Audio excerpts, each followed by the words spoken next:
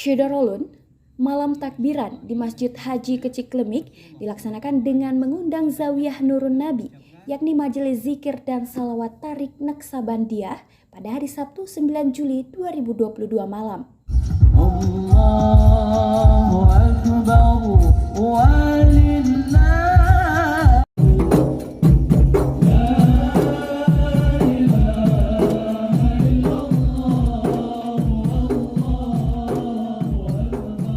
Dihadiri oleh masyarakat dari kawasan Banda Aceh hingga Aceh Besar, menyimak sekaligus menghayati takbir yang diikuti dengan suara rebana.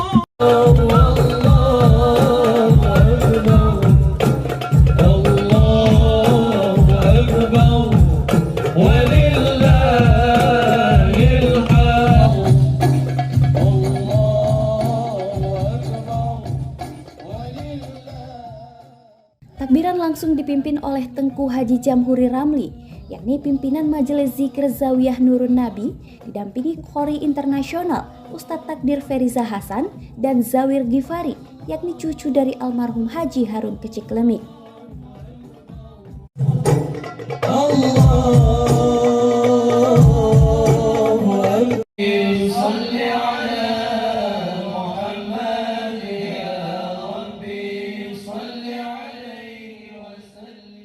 Di lokasi juga berhadir Ketua BKM Masjid Haji Keciklemik, Haji Kamaruzzaman HKL.